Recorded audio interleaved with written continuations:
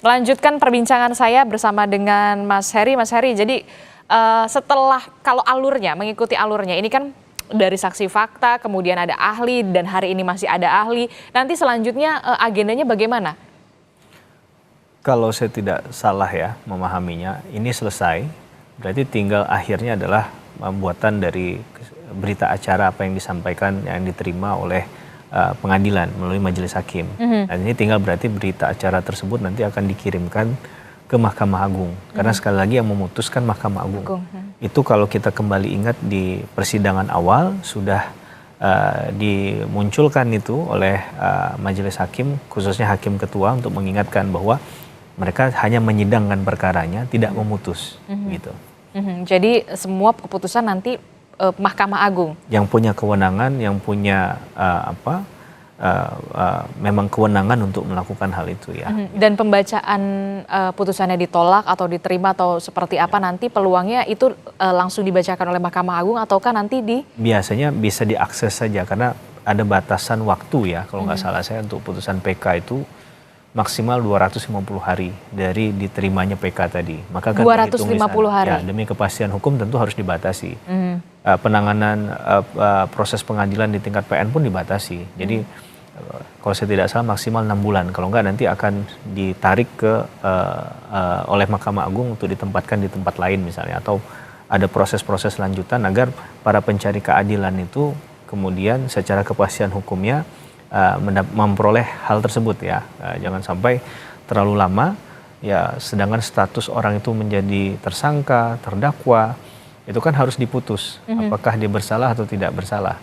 Karena ini bicara tentang asas peradilan cepat, sederhana, biaya ringan. Nah, ini ya adalah bahan-bahan yang tentunya menjadi perhatian khusus ketika kita bicara dalam penegakan konstruksi hukum acara pidana ya.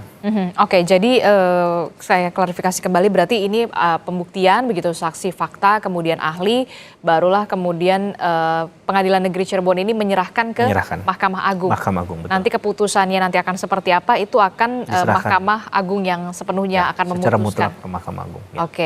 Oke, baik. Nah, peluangnya apa saja dari putusan PK ini? Ya, yang pasti tidak ada hasil seri ya. Putusan PK itu kalau kita membaca pasal 263 sampai 268 KUHP kalau saya tidak salah, yang mengatur khusus mengenai peninjauan kembali, maka putusan PK itu tidak boleh lebih berat daripada putusan yang terdahulu. Tidak boleh lebih berat? Tidak boleh lebih berat. Sehingga kalau kita melihat PK-nya Saka Tatal, ya dia tidak merasa ada kerugian apapun kan, toh dia sebenarnya sudah bebas, sudah selesai menjalani masa pidana. Ini tujuannya adalah memulihkan nama baiknya saja. Maka sebenarnya kalau kita melihat lagi mengapa diajukan PK ini, tidak ada yang dirugikan sebenarnya untuk yang bersangkutan mengajukan tadi secara hukum ya. Secara hukum ya, karena memang sudah bebas. Bahkan ketika dia mendalilkan bahwa ini kecelakaan pun, kalaupun tidak terbukti kan tidak ada hal yang dilanggar dari hal itu masih haknya dia. Jadi tentunya yang ditarik ini adalah yang lebih tinggi. Ingin dibuktikan bahwa ini terjadi kecelakaan, bukan ada tindak pidana apapun kan begitu. Jadi yang bisa kita pahami dari mengapa PK ini dengan penuh keyakinan diajukan oleh Saka Tatal, karena dari pendekatan PK tadi dengan pemidanaannya yang tidak boleh lebih berat daripada putusan terdahulu, tidak ada yang dirugikan bagi dirinya pribadi. Oke, tapi juga yang menjadi pertanyaan, kenapa kemudian Saka Tatal ini menempuh jalur PK begitu? Apa yang sebenarnya menjadi tujuan dirinya? Kalau memang dirinya saja sudah bebas, ataukah memang ini menjadi peluang agar terpidana lain yang masih mendekam di dalam penjara ini bisa mengajukan PK atas dari putusan PK sekarang Saka Tatal? Tanpa berusaha untuk mendahului ya? Ya, semua possibility bisa dimaknai demikian ya. Bisa saja ada kemungkinan kesempatan itu ya. Mungkin saja arahnya ke sana juga bisa. Ya, ini kan mungkin jadi pintu masuk awal. Tapi sekali lagi kita harus menunggu putusan PK-nya menurut hemat saya. Kalau putusan PK-nya tadi tegas misalnya, berani tegas menyatakan ternyata bukan pelaku pembunuhan. Bukan pembunuhan bahkan, tapi kecelakaan. maka ini akan langsung berkaitan dengan terpidana yang lain. Nah, oke. Karena logika hukumnya berarti kan nggak ada perbuatan pidana. Kalau tidak ada perbuatan pidana, siapa yang harus bertanggung jawab? Berarti kan nggak ada yang perlu bertanggung jawab, maka automatically. Tapi kalau hanya menyoal khusus saka tatal, dan ini masih dimaknai sebagai pembunuhan, peristiwa hukum yang di PN itu masih diyakini benar oleh majelis hakim yang menyidangkan perkara di PK melihat hal itu kemudian merekomendasikan dan putusan MA juga menyatakan hal yang sama. Nah, maka ini akan jadi tersendiri dia. Jadi masing-masing dari terpidana ini walaupun dia tetap punya hak tadi ya untuk mengajukan PK, tapi tidak automatically berkaitan dengan apa yang dihasilkan oleh putusan PK saka tatal. Saya melihatnya jadi memisahkan itu ya, nggak langsung. Jawabannya tidak hanya satu menurut saya, bisa beberapa analisa hukum yang bisa kita berikan dalam konteks tadi. Tinggal kenapa tadi sekali lagi saya katakan harus menunggu putusan PK ini ingkrah juga untuk dibacakan, untuk diberikan ya, untuk bisa kita akses misalnya di media lewat websitenya Mahkamah Agung misalnya direktori putusan, karena kadang juga catatan nih agak susah kadang menemukan putusan itu Mbak. Karena kita harus tahu nomor putusannya. Beda kalau mungkin di luar negeri kan nama yang bersangkutan itu misalnya melawan pemerintah itu lebih mudah diakses, lebih mudah mendapatkan secara cepat ya data-data tadi. Tapi kalau ini kan kita harus tahu putusan nomor register berapa tadi. Dan mudah-mudahan sistem Mahkamah Agung udah sangat lebih maju ya. Lebih transparan. Ya, dan kemudian cepat untuk menyajikan data-data tadi. Karena kita juga perlu menganalisa, kita orang hukum menganalisa memang ada hal-hal yang perlu kita perhatikan sebagai rambu-rambu, Mbak. Nggak bisa hanya berdasarkan asumsi, keyakinan semata, tapi juga harus berdasarkan ada dokumen yang mungkin kita pelajari, ada bukti yang kemudian disandingkan di sana. Bahkan perdebatan hukum itu mengalirkan sesuatu yang bisa meluruskan satu hal.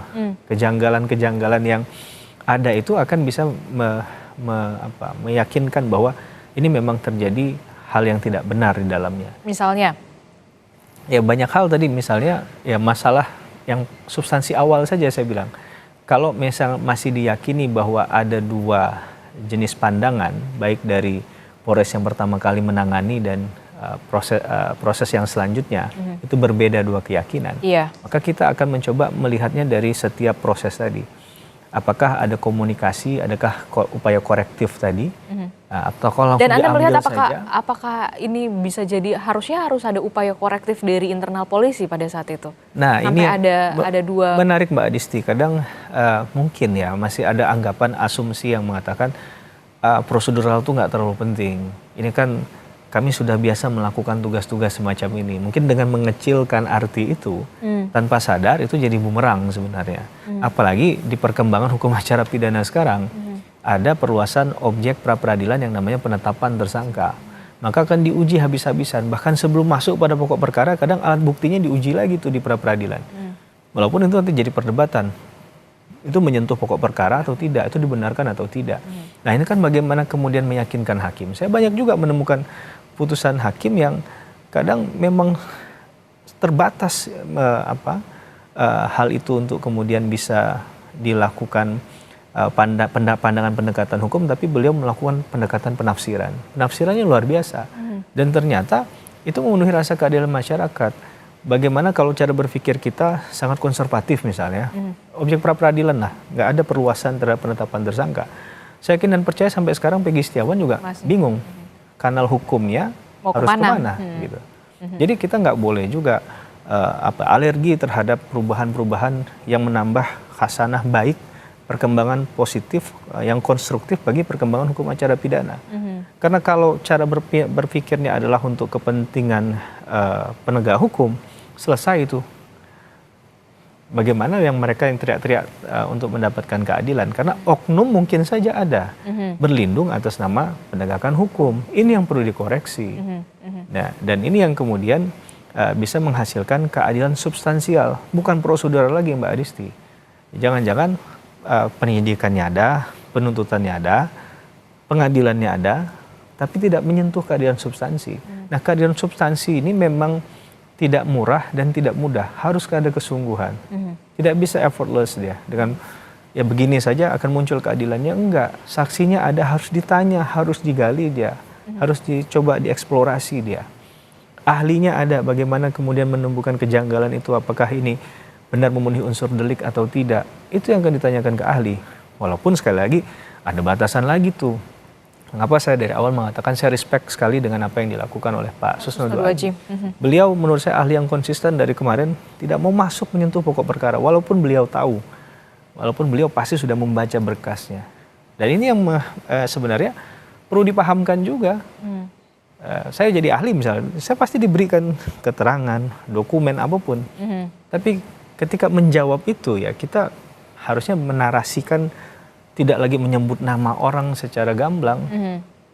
Walaupun yang menghadirkan adalah Mbak Adisti, menghadirkan saya sebagai ahli, tentu harapannya mendukung kepentingan hukum Mbak Adisti. Clear and clear kita sampaikan itu. Tapi ada strategi yang menarik, ada cara bermain yang cantik. Agar ini benar-benar ya bersoal masalah netralitas di sana. Karena ahli juga disumpah berdasarkan keyakinan ya kan, yang akan menyampaikan hal yang sebenarnya bukan yang tidak sebenarnya, berdasarkan apa yang diketahui, pengalaman, dan berdasarkan keahliannya, apa yang dia pelajari selama ini. Nah itu yang akan membuka kotak Pandora tadi, membuat perkara ini menjadi semakin terang benderang begitu.